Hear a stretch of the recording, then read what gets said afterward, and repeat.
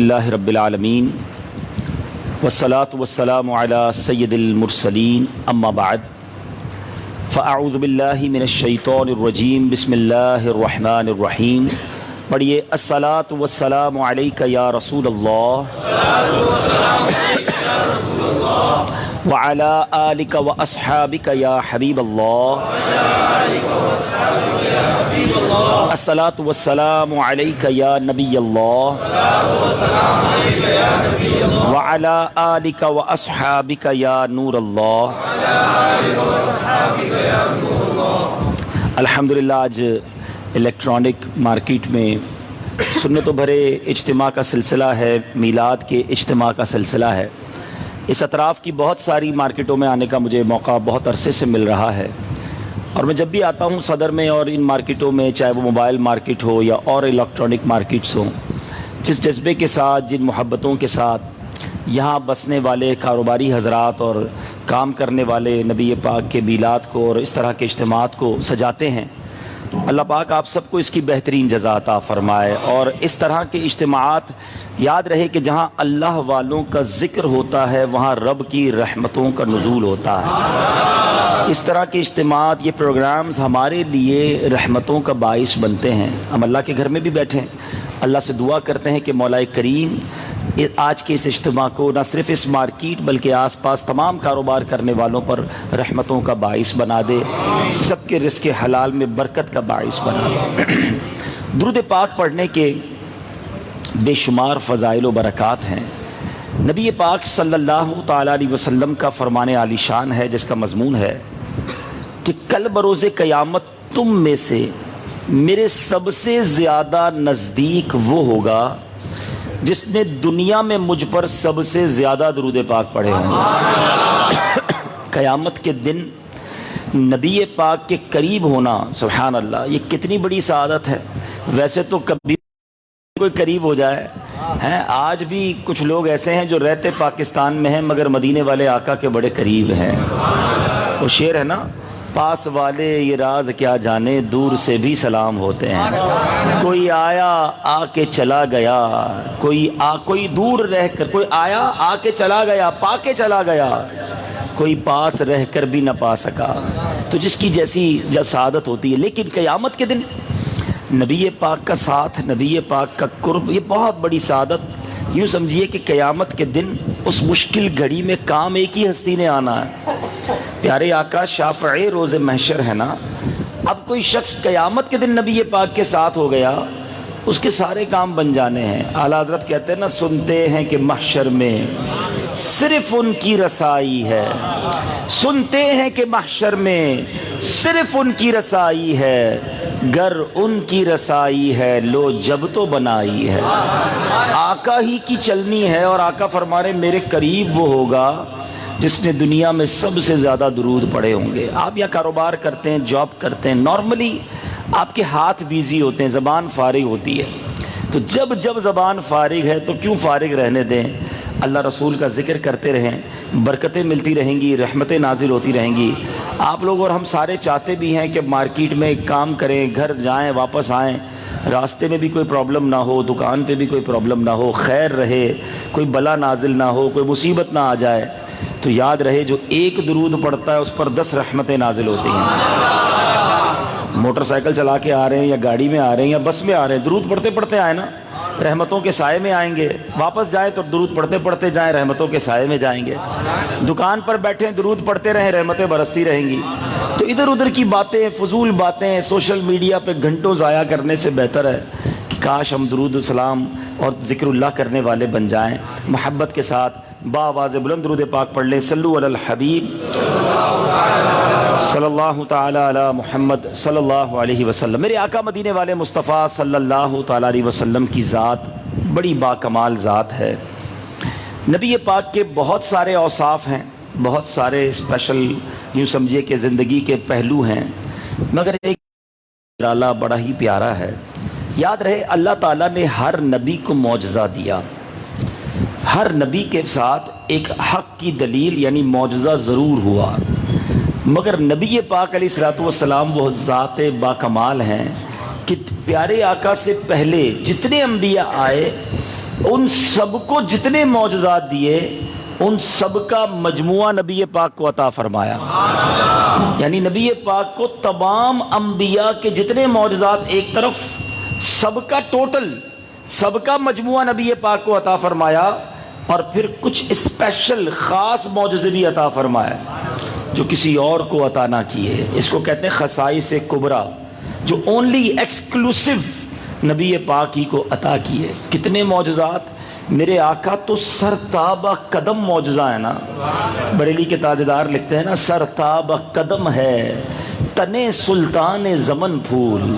سرتابہ قدم ہے تنے سلطان زمن پھول، لب پھول بدن پھول زکن پھول دہن پھول.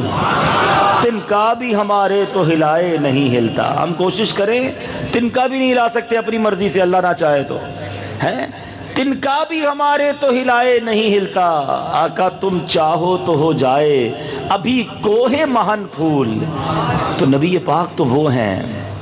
اور ایک اور خوبصورت بات، معجزات کی بات کریں، نبی پاک کی کمالات کی بات کریں، میں جتنی بھی باتیں کر لوں تقریباً ساری آپ نے سنی ہوئی اور کئی بار سنی ہوئی ہیں. مگر کمال ہے، دنیا کی بات کرتے ہیں. آپ کا کوئی دوست ہو اور آپ سے کہے کہ میں نے بچپن میں میرے ساتھ یہ واقعہ ہوا تھا، آپ کو واقعہ سنایا، بڑا انٹرسٹ لے کر سنیں گے، اچھا ایسا ہوا تھا. 1-2-4 مہینے بعد وہ دوست بھول جائے کہ آپ کو واقعہ سنا چکا ہے، دوبارہ شروع کر دے کہ یار پتہ ہے میرے بچپن میں ایک واقعہ ہوا تھا. آپ بہت مربت والے ہوں گے تو شاید دوسری بار بھی سن ہی لیں گے، ورنہ کچھ لوگ تو فوراً ٹوک دیتے ہیں بھائی پہلے سنا چکے ہو، دوبارہ کیوں بور کر رہے ہو. تیسری بار سنایا تھا کہ بھائی تمہیں کوئی اور بات نہیں آتی، ایک ہی بات بار بار کرتے ہو. ایسا ہی ہے نا، دنیا میں ہم ایک واقعہ بار بار سننا پسند نہیں کرتے. ٹھیک ہو گیا. کتاب، دنیا میں کئی کتابیں لکھی لوگوں نے اور بیسٹ سیلنگ ایوارڈ لیتی ہیں کتابیں، دنیا میں بہت بکتی ہیں، بہت پسند کی جاتی ہیں، بڑے بڑے اسکالرز لکھتے ہیں. کوئی کتاب آپ کو بھی پسند آ گئی، کتنی بار پڑھ لو گے؟ 1 بار، میکسیمم 2 بار، 3 بار. اس کے بعد کیا کرو گے؟ اس کتاب کو لائبریری میں رکھ دو گے. بھائی ماشاء اللہ 2-3 بار پڑھ لی، بہت پسند آئی، 4تھی بار کیوں نہیں پڑھیں گے؟ بھائی پڑھ تو لی، بار بار کیوں پڑھوں؟ ٹھیک ہے جناب. مقام، دنیا میں کوئی مقام آپ نے دیکھ لیا ہو، دوستوں نے مل کر پلان بنایا لاہور چلتے ہیں، لاہور چلے گئے. اب کہاں جانا ہے؟ مری جانا ہے، مری چلے گئے. 1 بار 2 بار 3 بار. اب بندہ کہ یار مری 2-3 بار ہوا ہے، مری نہیں جانا، اب کہیں اور چلتے ہیں. ناران کاغان چلے جاتے ہیں. پھر کوئی کہاں جاتا ہے؟ گلگت جاتا ہے. پھر بیرون ملک کا پلان بناتے ہیں. ایک ملک دیکھ لیا کہتے ہیں دوسرے ملک چلنا ہے. انسان کی فطرت یہ ہے، سمجھیے گا، نہ ایک واقعہ بار بار سننا اچھا لگتا ہے، نہ ایک کتاب بار بار پڑھنی اچھی لگتی ہے، نہ ایک مقام بار بار دیکھنا اچھا لگتا ہے. ایسا ہی ہے سب کے ساتھ ہے نا. یہ تو ہو گئی دنیا کی بات. اب بتاتا ہوں محبوب کی بات، اب بتاتا ہوں آقائے دو جہاں کی بات. بچپن سے چاند کے 2 ٹکڑے ہونے کا واقعہ سن رہا ہوں. جتنی بار سنا، جتنی بار سنایا، ایمان ہی تازہ ہوتا چلا گیا. جب سے ہوش سنبھالا ہے مولا علی کی نماز قضا ہوئی. آقا نے دعا کر کے سورج پلٹایا. یہ واقعہ سنتا رہا، سناتا رہا. جتنی بار سنا ایمان تازہ ہوا، جتنی بار سنایا لوگوں کے جوش میں اضافہ ہوا. کتنی بار سنا کہ ابو جہل آیا تھا نبی پاک کے پاس اور کہتا ہے محمد سچے نبی ہو، بتاؤ میری مٹھی میں کیا ہے. آقا فرماتے ابو جہل میں بتاؤں مٹھی میں کیا ہے، یا کنکر بتا دیں کہ میں کون ہوں.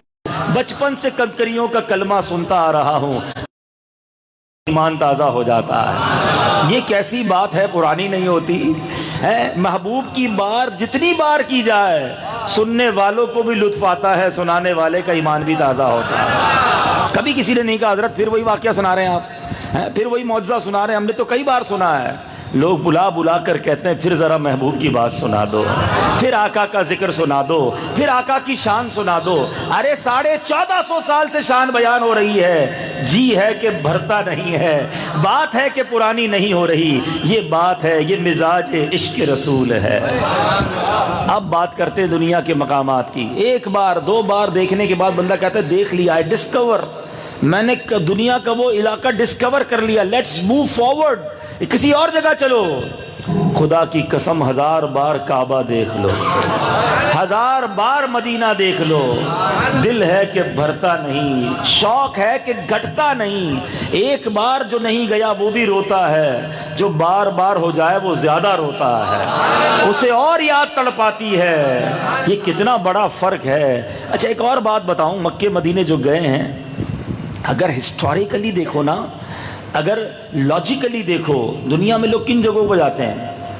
جہاں جھرنے ہوں، جہاں گرینری ہو، جہاں آبشار ہو، بارشیں ہوں، بہت ٹھنڈا پیارا موسم ہو، آب و ہوا بڑی اچھی ہو، لوگ ادھر جانا پسند کرتے ہیں۔ تھوڑی دیر کے لیے مکہ شریف کو تھوڑی دیر کے لیے آپ نارمل سرزمین سمجھیں، کعبہ کو نہ دیکھیں، مدینے میں سمجھیں نبی پاک ابھی نہیں گئے، بلکہ مدینے کو پہلے والا مدینے یاد کریں جب نبی پاک گئے نہیں تھے، اس کو یثرب کہا جاتا تھا، اس کی ہواؤں میں بیماریاں تھیں۔ اللہ اکبر، آج وہ ہوا شفا بن چکی ہے، نہ جھرنے ہیں، نہ گرینری ہے، دھوپ ہے، گرمی ہے، مگر بچہ بچہ تڑپ رہا ہے اس سرزمین کو جانے۔ وجہ کیا ہے؟ کر کے ہجرت یہاں آ گئے مصطفیٰ، کر کے ہجرت یہاں آ گئے مصطفیٰ، روشنی آج گھر گھر مدینے میں ہے۔ وہ تپتی ریت، وہ ریگستان جس کو دیکھنے کا جی کسی کو نہیں چاہتا، آقا کے قدم لگے ہیں، لوگ مدینے کی مٹی کو سرما بنانے لگ گئے ہیں۔ مرنے کے بعد وصیت کرتے ہیں، مر جاؤں قبر میں ڈالنا کچھ خاک، مدینے کی منہ پر مل دینا، یہی مغفرت کا سبب بن جائے گا۔ اللہ اکبر، بار بار جانے کو جی چاہتا۔ کتاب ایک بار پڑھ لی جی نہیں چاہتا، 2 بار پڑھ لی بہت ہو گیا۔ اللہ اکبر، میرے آقا کے قلب مقدس پر جو قرآن نازل ہوا ہے، جتنی بار پڑھو نیا لطف دیتا ہے۔ کوئی یہ نہیں کہتا میں نے قرآن کئی بار پڑھ لیا اب نہیں پڑھنا، ہر بار تلاوت میں مزہ آتا ہے۔ سچی بات یہ ہے، عربی سمجھنا آتی ہو، اچھا قاری مل جائے اور وہ قرآن پڑھے تو آنکھوں سے خود بخود آنسو نکلنا شروع ہو جاتا ہے۔ یہ کیسی کتاب ہے؟ کیوں؟ یہ میرے آقا کے قلب مقدس پر نازل ہوئی ہے، یہ معجزہ ہے نبی پاک کا۔ اور جتنے معجزات ہیں، سب سے بڑے معجزہ قرآن مجید ہے، آج ہمارے درمیان ہے، مگر پھر بھی ہم پڑھتے نہیں ہیں۔ کتنا پڑھتے ہیں قرآن؟ سوچو نا۔ اے موبائل مارکیٹ والوں، آپ کا تو روز موبائل سے بڑا تعلق ہے، اور اپنے موبائل میں کتنے سافٹ ویئر ڈال کے لوگوں کو بھی بتا رہے ہوتے ہو، یہ سافٹ ویئر وہ سافٹ ویئر، سارے سافٹ ویئر روز آن کرتے ہو، قرآن کتنی بار آن کرتے ہیں؟ سافٹ ویئر سارے on line. Quran on line کب ہوا؟ پچھلے رمضان میں۔ اب کب آن لائن پلان ہے؟ اگلے رمضان میں۔ باقی سارے سافٹ ویئر روز آن لائن۔ یاد رکھنا، جب قبر میں جاؤ گے نا، سارے سافٹ ویئر آف لائن ہو جائیں گے، قرآن ادھر بھی آن لائن ہوگا۔ جس کے دل میں قرآن ہوگا اس کی قبر میں قرآن نور کا کام کرے گا، ادھر آن لائن ہو جائے گا، مگر قرآن سے ہی دوستی نہیں ہے۔ آج میں صرف ایک واقعہ قرآن کا اس وجہ سے سناؤں گا، اس واقعے سے بھی کچھ میسج ملے گا، لیکن توجہ رہے کہ قرآن میں کیسے کیسے خوبصورت واقعات ہیں، کتنے خوبصورت میسیجز ہیں، کتنے مسائل کا حل ہے۔ آج جو میں واقعہ سنانے جا رہا ہوں، بہت سارے غلط فہمیوں کا بھی ازالہ قرآن سے ہو جائے گا۔ لوگ کہتے ہیں کرامتیں کدھر سے بیان کرنے لگ گئے؟ بھائی معجزات تو سنے تھے، یہ کرامتیں کہاں سے آ گئیں؟ چلو کسی بزرگ کی کرامت، کسی روایت، کسی کتاب سے نہیں بیان کرتا، میں آپ کو قرآن سے کرامت سنا دیتا ہوں۔ قرآن پر تو سب کا ایمان ہے نا، ٹھیک ہے؟ اب ذرا سنتے جائیے۔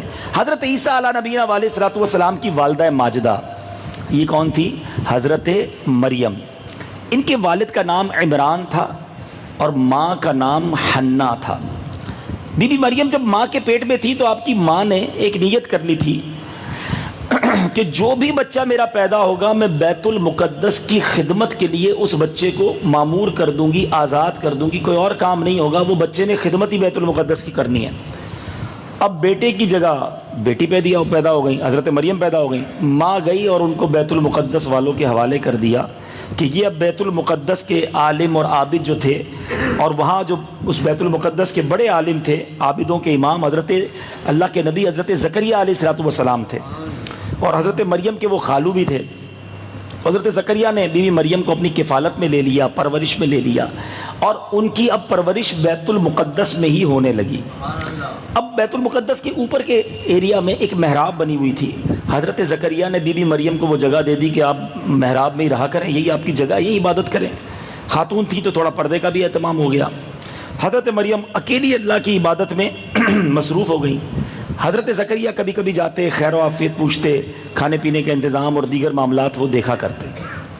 چند ہی دنوں کے بعد حضرت مریم کی محراب کے اندر کرامت نمودار ہونا شروع ہو گئی۔ حضرت مریم نبی نہیں ہے، یاد رہے، نبی صرف مرد ہی ہوتا ہے، پہلی بات تو یہ، کسی عورت کو نبوت نہیں ملی۔ حضرت مریم ولیہ ہیں، ٹھیک ہے؟ نبی سے کوئی ایسی بات ہو جو ایسا کمال ظاہر ہو وہ معجزہ ہوتا ہے، ولی سے ظاہر ہو تو وہ کرامت ہوتی ہے۔ یہ بھی یاد رکھیں، آج لوگ بولتے ہیں یار میں موٹر سائیکل پہ آ رہا تھا ایک معجزہ ہو گیا۔ بھائی معجزہ انبیاء کے ساتھ ہوتا ہے، ہم جیسے گناہ گار کدھر سے یہ باتیں یوز کرنے لگ گئے؟ تو لفظ معجزہ خاص ہے نبیوں کے ساتھ، کرامت ہوتی ہے ولیوں کی طرف سے، ولیوں کے ساتھ ہوتی ہے۔ تو حضرت زکریا وہاں جاتے تو ایک کمال کی چیز دیکھی کہ وہاں گرمیوں میں سردیوں کے پھل ملتے ہیں، سردیوں میں جاتے تو گرمیوں کے پھل نظر آتے محراب میں۔ اول تو پھل دے کر کون گیا، اور پھر بے موسم کے پھل۔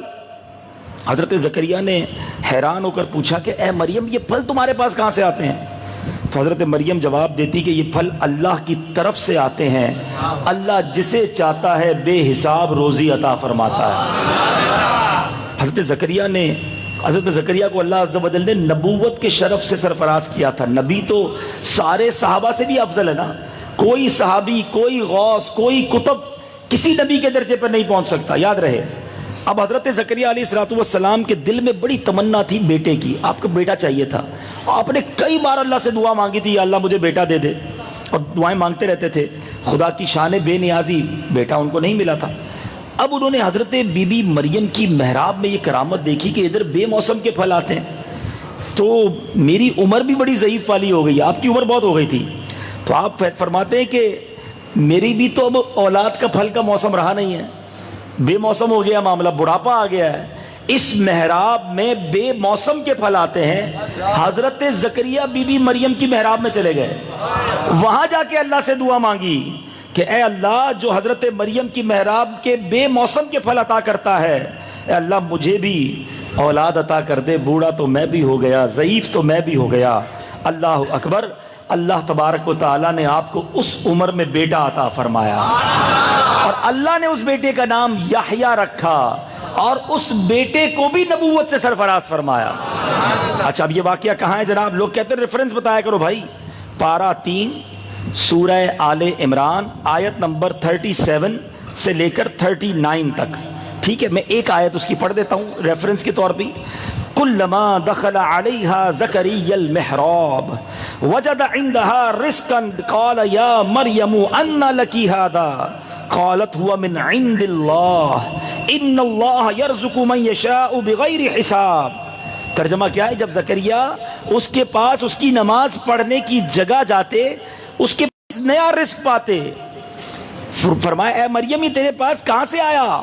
بولی وہ اللہ کے پاس سے ہے، بے شک اللہ جسے چاہے بے گنتی دے۔ سبحان اللہ۔ اب انہوں نے پھر دعا مانگی، قرآن میں یہ پورا واقعہ موجود ہے، اللہ نے بیٹا عطا فرمایا۔ اب یہ میں نے صرف قرآن سے ایک مختصر واقعہ بیان کیا، سیکھنے کو کیا ملا؟ اس ایک واقعے سے سیکھنے کو یہ ملا کہ حضرت مریم جو ہیں یہ با کرامت ولیہ ہیں۔ تو آج بھی اگر کوئی کسی ولی اللہ کی کرامت بیان کرتا ہے اس کو جھٹلانا بے وقوفی ہے۔ اللہ نے خود قرآن میں ولیہ کی کرامت بیان فرمائی ہے، ایک بات۔ دوسری بات سیکھنے کو یہ ملی کہ عبادت گاہ، اللہ والے جدھر عبادت کریں، بی بی مریم محراب میں کیا کرتی تھی؟ عبادت کرتی تھی۔ بھائی لوگ کہتے ہیں اللہ سے مانگنا کدھر بھی مانگ لو، کیوں جاتے ہو فلاں جگہ پر دعا کرنے کے لیے؟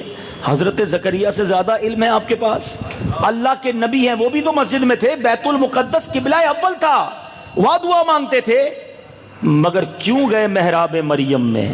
وہ جانتے تھے یہاں اللہ والی عبادت کر رہی ہے، اس کی برکت سے میرا کام ہو جائے گا، اور کام ہو گیا۔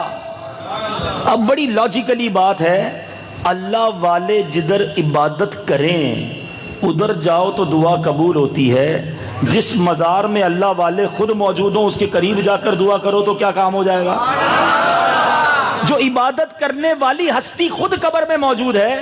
حضرت مریم اس محراب میں عبادت کرتی تھی، نسبت ہو گئی سجدوں کو، تو ادھر دعا کی حضرت زکریا نے۔ ہیں میں تو سمجھتا ہوں اللہ کی مشیت اللہ جانتا ہے، اللہ کے نبی تھے حضرت زکریا، دعا فرمائی، اللہ کی مشیت تھی، اولاد ڈیلے ہوتی گئی، دعا قبولیت میں ڈیلے ہوا، مگر کیا معلوم اللہ کی شان یہی ہو کہ بعد والے اعتراض کریں گے کہ اللہ والوں کے پاس جا کے دعا کیوں کرتے ہو، مزار پر جا کر اللہ سے کیوں مانگتے ہو، گھر پہ مانگ لیا کرو۔ ارے اللہ والے، اللہ نے قرآن میں یہ واقعہ بیان کر دیا کہ حضرت زکریا نے جب ادھر دعا مانگی تو اللہ نے اولاد عطا فرمائی۔ ٹھیک ہو گیا؟ یہ غلط فہمی دور ہو جائے گی آئندہ کہ جہاں نیک لوگوں کا گزر ہو. صحابہ کا طریقہ تھا. نبی پاک نے ہجرت مدینہ کی نا تو حضرت عبداللہ ابن عمر کے بارے میں آتا ہے کہ آپ لوگوں سے پوچھتے تھے بتاؤ میرے آقا جب مکے سے مدینے گئے کہاں کہاں ٹھہرے تھے, کدھر کدھر نماز پڑھی. ہر جگہ تلاش کر کے آپ کوشش کرتے وہاں جا کر آپ بھی 2 رکعت نفل ادا کریں, جہاں میرے آقا کے قدم لگے ہیں ادھر میرے سر لگ جائے, ادھر میرا سجدہ ہو جائے. تو یہ اللہ والوں کا طریقہ ہے کہ جدھر بزرگوں نے کہیں چلا کاٹا, کہیں نماز پڑھی, کہیں بزرگوں نے قیام کیا, کہیں بزرگوں نے مزار ان کا موجود ہے. ہم تو گناہ گار ہیں, اللہ سے عرض کرتے ہیں مولا تیرے نیک بندے کے پاس آئے, ان کے صدقے ہماری سن لے. مانگتے سارے ہی اللہ سے, یاد رہے یہ بھی غلط فہمیاں پھیلائی جاتی ہیں. سب اللہ سے ہی مانگتے ہیں, بزرگوں کا وسیلہ دے کر مانگتے ہیں. اللہ یہ تیرے نیک بندے, ان کے صدقے, ہم گناہ گار ہیں, ان کے صدقے ہمارا بیڑا پار کر دے. تو حضرت یحییٰ, حضرت زکریہ علیہ السلام کا یہ عمل بتاتا ہے کہ یہ نبیوں کا طریقہ ہے, اور اللہ والے جہاں عبادت کریں, جو نسبت والی جگہ ہو جائے وہ برکت والی ہو جاتی ہے. ٹھیک ہے. تیسری بات جو اس ایک واقعے سے سیکھنے کو ملی کہ دعا کرتے رہنا چاہیے, دعا سے مایوس نہیں ہونا چاہیے. حدیث پاک میں آتا ہے الدعاء مخ العبادہ, دعا عبادت کا مغز ہے. لوگ دعا میں ہی سستی کرتے ہیں, اس سے مانگتے ہیں, اس سے مانگتے ہیں, اس کے پاس جاتے ہیں پریشان ہوں, اس کو کہتے ہیں ٹینشن میں ہوں. ارے اس سے مانگو نا جو خود فرماتا ہے ادعونی استجب لکم, مجھ سے مانگو میں تمہیں عطا کروں گا. وہاں رحمت کے دروازے کھلے ہوئے, اس کی دربار میں ہاتھ نہیں اٹھاتے, اس سے گر گڑاتے نہیں. 2 بار دعا مانگ کے کہتے ہیں اللہ دعا ہی قبول نہیں کرتا. معاذ اللہ معاذ اللہ. حضرت زکریا سالوں دعا کرتے رہے.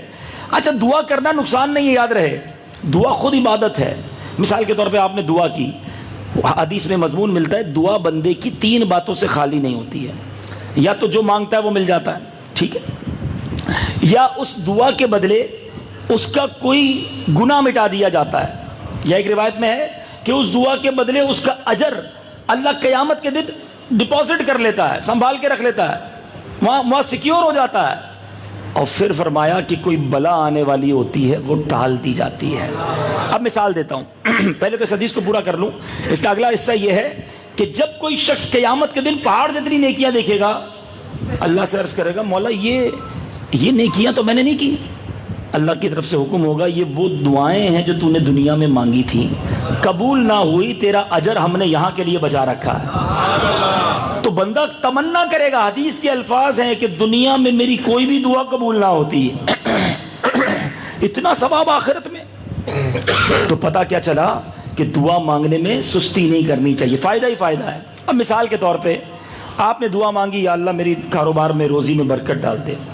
روزانہ 5000 کی سیل تھی, 5000 ہی ہوئی, اگلے دن بھی 5000 ہوئی, تیسرے دن 4900 ہو گئی. ہم نے کہا یار مولانا صاحب نے تو کہا تھا دعا مانگو برکت ملے گی, برکت تو مل نہیں رہی. ہم سمجھتے ہیں 5000 کے 6000 ہوئے نا تو دعا قبول ہوئی. مجھے بتاؤ, آپ باہر موٹر سائیکل پر بیٹھ کر گھر جانے والے تھے اور آپ کا ایکسیڈنٹ ہونا تھا, ٹانگ ٹوٹنی تھی, دعا آپ نے رزق کی برکت کی, اللہ نے وہ بلا ٹال دی. بتاؤ زیادہ بہتر کیا ہوا؟ اللہ جانتا ہے, ہم نہیں جانتے ہیں. اللہ پر بھروسہ کرنا سیکھ جاؤ. میرے آپ کے ماں باپ ہمیشہ میرا اور آپ کا بھلا چاہتے ہیں نا, تو اللہ تو ہم سب کا ماں سے زیادہ چاہنے والا ہے.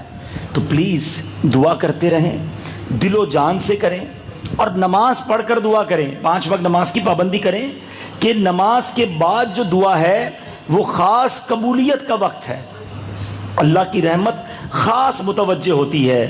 درود پاک پڑھ لیں, صلو علی الحبیب.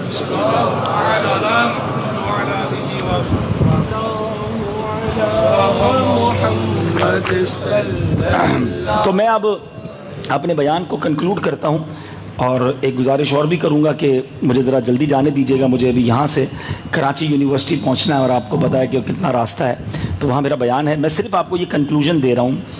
میلاد کے اجتماع میں آئے ہیں, نبی پاک کا ذکر سننے آئے ہیں, پیارے آقا پر سب سے بڑا معجزہ قرآن مجید نازل ہوا.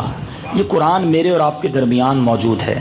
روز تلاوت کریں, کچھ نہ کچھ تلاوت کریں, اور اب تو ماشاءاللہ دعوت اسلامی نے اتنے طریقے کر دیے ہیں کہ اب قرآن جو ہے وہ اپلیکیشن میں بھی ہمیں صراط الجنان تفسیر مل گئی ہے، ڈاؤن لوڈ بھی ہم فری کر سکتے ہیں، نہیں خریدنی تفسیر تو ڈاؤن لوڈ کر لیں فری میں، مگر قرآن کی 2-3 آیتیں پڑھ لیں، اس کا ترجمہ پڑھ لیں، اس کی تفسیر پڑھ لیں۔ بلکہ اب تو آپ کی سہولت کے لیے ہم نے آڈیو قرآن پاک کی تلاوت، ترجمہ اور تفسیر بھی جاری کرنا شروع کر دیا ہے، وہ بھی آپ سن سکتے ہیں۔ روز 5-6 منٹ نکالیں تو 3 آیتوں کی تلاوت، ترجمہ اور تفسیر آپ آڈیو میں سن سکتے ہیں۔ تو دعوت اسلامی نے ہر وہ ذریعہ اختیار کیا کہ آپ تک قرآن پہنچایا جائے، اور قرآن کو سمجھیں گے نا تو ادھر ادھر کے وسوسوں میں بھی نہیں جائیں گے۔ اب دیکھیں نا، میں نے آپ کو صرف ایک چھوٹا سا واقعہ قرآن سے ہی سنایا، کتنے معاملات کلیئر ہو گئے کہ کرامت کا ثبوت قرآن میں موجود ہے۔ اللہ والوں کی جگہ جا کر، اللہ والوں کی نسبت والی جگہ پر جا کر دعا کرنا یہ نبیوں کا طریقہ ہے، اور دعا کریں تو کام بگڑے بن جاتے ہیں۔ تو 3 باتیں ہمیں کتنی پیاری قرآن سے سیکھنے کو ملی۔ اللہ مجھے بھی عمل کی توفیق عطا فرمائے، آپ کو بھی عمل کی توفیق عطا فرمائے۔ دعوت اسلامی کے مدنی ماحول سے وابستہ رہیں۔ امید ہے اس مسجد میں بھی مدرسۃ المدینہ بالغان لگتا ہوگا، کوئی ٹائم بتا دیں، اگر ظہر کے بعد لگتا ہے 15 منٹ دے دیں روزانہ ظہر کے بعد 15 منٹ یہاں آ جائیں تو انشاءاللہ تلاوت قرآن آپ کی تجوید ٹھیک ہونا شروع ہو جائے گی۔ جس علاقے میں رہتے ہیں وہاں رات کو مدرسۃ المدینہ بالغان لگتا ہوگا، وہاں جائیں تو رات کو ٹائم دے سکتے ہیں۔ تو اپنے آپ کو قرآن پڑھنے اور پڑھانے والوں میں شامل کر لیں۔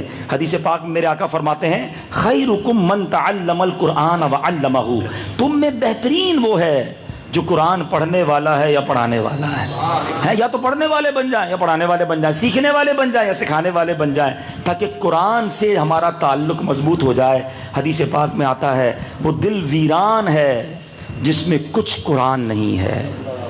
بس چیک کر لو میرے دل میں قرآن کتنا ہے۔ اللہ مجھے بھی قرآن سے سچی محبت عطا فرمائے، آپ کو بھی نصیب فرمائے۔ مدنی چینل دیکھتے رہیے، اللہ پاک عمل کی توفیق عطا فرمائے، آمین بجاہ النبی الامین صلی اللہ تعالی علیہ وسلم۔ الحمدللہ رب العالمین والصلاة والسلام علی سید الانبیاء والمرسلین، اللہم ربنا آتنا فی الدنیا حسنہ وفی الآخرۃ حسنۃ وقنا عذاب النار۔ رب کریم ہم سب کا جمع ہونا اپنی بارگاہ میں قبول فرما، ہم سب کے تمام صغیرہ کبیرہ گناہوں کو معاف فرما، ہماری، ہمارے ماں باپ کی، نبی پاک علیہ الصلوۃ والسلام کی ساری امت کی بخشش فرما۔ جن لوگوں نے آج کا یہ اجتماع سجایا، میرے مولا ان کا یہ اجتماع سجانا، کوششیں کرنا اپنی بارگاہ میں قبول فرما، سب کو بہترین جزا عطا فرما۔ اے اللہ قرآن پاک سے سچی محبت عطا فرما، قرآن کے نور سے ہمارے دلوں کو منور فرما۔ مولا تیرے دربار میں ہاتھ پھیلا کر، سر جھکا کر دعائیں کرنا نصیب فرما، ہماری دعاؤں کو تو مستجاب بھی فرما۔ اے اللہ جو ہمارے حق میں بہتر ہے عطا کر دے، جو حق میں بہتر نہیں اس کا خیال بھی دل سے نکال دے، ہمارے مریضوں کو اچھا کر دے، قرض داروں کے قرضے اتر جائیں، سب کے روزگار میں برکت ڈال دے، پریشان حالوں کی پریشانیاں دور فرما، ہم سب کو زوال نعمت سے بچا، عافیتوں کے پھر جانے سے بچا۔ اللہم رب یسر ولا تعسر وتمم لنا بالخیر یا فتاح وبک نستعین۔ دنیا میں ہر آفت سے بچانا مولا، عقبا میں نہ کچھ رنج دکھانا مولا، بیٹھوں جو درے پاک پیمبر کے حضور، ایمان پہ اس وقت اٹھانا مولا۔ ببرکت ان اللہ وملائکتہ یصلون علی النبی یا ایھا الذین آمنوا صلوا علیہ وسلموا تسلیما۔ صلی اللہ علی النبی الامی وآلہ صلی اللہ علیہ وسلم۔ صلاۃ و سلام علیک یا سیدی یا رسول اللہ۔ جب دم واپسی ہو یا اللہ، سامنے ہو روضہ رسول اللہ، اور لب پہ ہو لا الہ الا اللہ محمد رسول اللہ۔